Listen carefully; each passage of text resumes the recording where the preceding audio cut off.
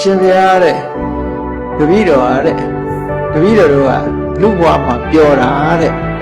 ကာမဂုဏ်အာယုန်တွေနဲ့ပျော်တာတဲ့သားတွေသမီးတွေနဲ့စီးပွားဥစ္စာရှာပြီးလူဘဝမှာပျော်တာတဲ့ဒါသောတာပန်နောက်သူပြောတာလူဘဝမှာပျော်တာဘုန်းကြီးဝတ်ဖို့စဉ်းစားလိုက်ရင်တပည့်တော်6ကဘာတဲ့ဆင်းရမှာလောက်ကြောက်တယ်တဲ့ဟုတ်လားမသိဘူးเนาะအမျိုးသမီးတွေဆိုသီလရှင်ဝေရမှာစဉ်းစားလိုက်တာနဲ့6ကဘာတဲ့ဆင်းရမှာလောက်ကြောက်တယ်တဲ့ပပတောဝိယခာယတိတဲ့ဘုန်းကြီးဘွားဟာ6ကဘာကြီးလို့စိတ်ထဲမှာအောင်းမိတယ်သူကလျှောက်တာเนาะနိက္ခမဒုက္ခငြိမ်းချမ်းတယ်လို့သိတော့သိပါတယ်တဲ့တပည့်တော်ဘုန်းကြီးဘွားအေးချမ်းတယ်လို့သိတယ်တဲ့ဒါပေမဲ့တကယ်ဝတ်မလို့စဉ်းစားတဲ့အခါမှာ6ကဘာကြီးလို့စိတ်ထဲမှာကြောက်လန့်စရာကြီးဖြစ်တယ်လို့သူကအဲ့လိုလျှောက်တော့ရှင်အနန္ဒာကအေးဟုတ်ပြီဒီလိုဆိုရင်မြတ်စွာဘုရားစီသွားရအောင်ဆရာစီတို့စကားအရင်နှီးပြုစရာရှိတယ်ဘုရားကိုတွေ့ဖို့စကားလက်ဆောင်တစ်ခုပါလာဆိုပြီးတော့သူ့ကိုခေါ်ပြီးတော့ဘုရားစီသွားပြီးတော့မြတ်စွာဘုရားကိုလျှောက်တယ်ဒီတပုဒ္ဒကဒီလိုလျှောက်ပါတယ်ဗျာဒီတကားကတပည့်တော်ဒီလိုလျှောက်တယ်ဆိုမြတ်စွာဘုရားကဟုတ်တယ်တဲ့နော်ငါလည်းပဲဒီနိက္ခမကာမဂုဏ်အာယုန်တွေကထွက်ခွာတာကောင်းတယ်ဆိုတာငါလည်းသိခဲ့တယ်ငယ်ဒီဖျားမဖြစ်ခင်ကနော်ဖျားလောင်းဘွားတော့ကနိက္ခမဆိုတဲ့စကားလုံးက renounce ဆိုတာ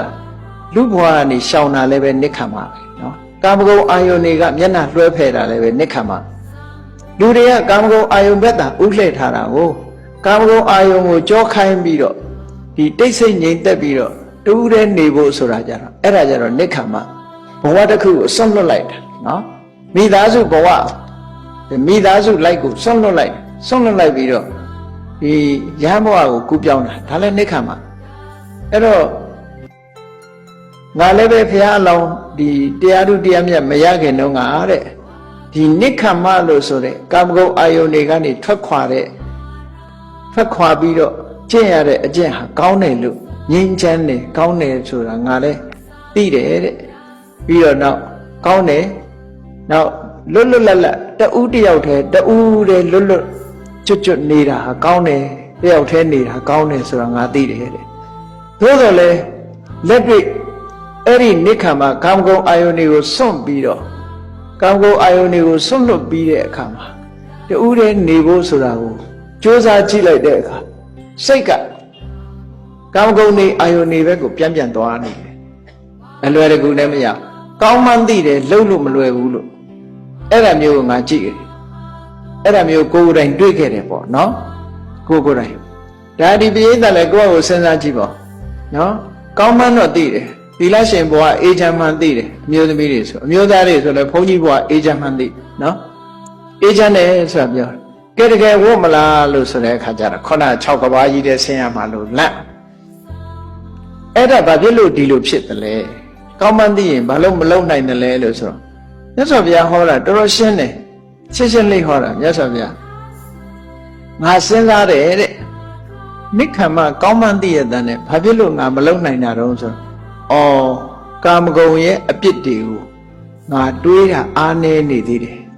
နိက္ခမရဲ့အကျိုးကျေးဇူးတွေကိုစဉ်းစားတာအားနည်းနေသေးတယ်ဒါကြောင့်မို့အင်အားမရှိသေးတာအဲ့တော့ကာမဂုဏ်ရဲ့အပြစ်တွေကိုမြင်တဲ့အောင်ထပ်ပြီးတော့ကြိုးစားကြည့်ဆိုတော့ဘုန်းကြီးဝိချင်တဲ့လူတယောက်ဟာလူဘဝရဲ့ဒုက္ခတွေအများအားထိုင်စဉ်းစားနေဘယ်လောက်ညီငွေစရာကောင်းတယ်ဘယ်လိုဒုက္ခတွေများတယ်ဆိုတာကိုစဉ်းစားနော်အဲ့ဒါကိုအပြစ်ကိုမြင်တယ်လို့ပြောတာအဲ့ဒီအပြစ်မြင်မှုဟာစိတ်ဓာတ်ထဲမှာကြန့်ခိုင်လာသည်ထိအောင်လေ့ကျင့်ရတွေးရအပြစ်တွေကြီးပဲတွေးလောကမှာအပြစ်တွေမြင်လာလို့ရှိရင်ဆုံးလွတ်နိုင်တာပဲလေ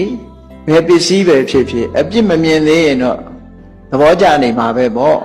အပြစ်မြင်လာရင်ဆုံးလွတ်နိုင်တယ်အဲ့တော့ကာမရဲ့အပြစ်တွေကိုမမြင်အောင်ကြိုးစားပြီးတော့နှလုံးသွင်းဆင်ခြင်တယ်နိက္ခမရဲ့အကျိုးကျေးဇူးတွေကိုတစ်ဖက်ကနေပြီးတော့ဘလို့ကောင်းတယ်ဆိုတဲ့ကောင်းကျိုးချမ်းသာတွေရနိုင်မှုအဲ့ဒါတွေကိုဆင်ခြင်သုံးသပ်မှုအားကောင်းလာအောင်ကြိုးစားလိုက်တဲ့အခါကျတော့ကာမတွေဆွန့်လွတ်ဖို့အပြစ်မြင်ထားတဲ့ကာမတွေကိုဆွန့်လွတ်ဖို့လွယ်သွားတယ်တဲ့နိက္ခမလို့ဆိုတဲ့ဒီကာမကိုဆွန့်လွတ်ပြီးတော့ရရှိလာတဲ့နိက္ခမဒုက္ခအပေါ်မှာလည်းပဲလွယ်ကူနဲ့ခံစားသွားနိုင်တယ်လို့ဒီလိုဆိုတာနော်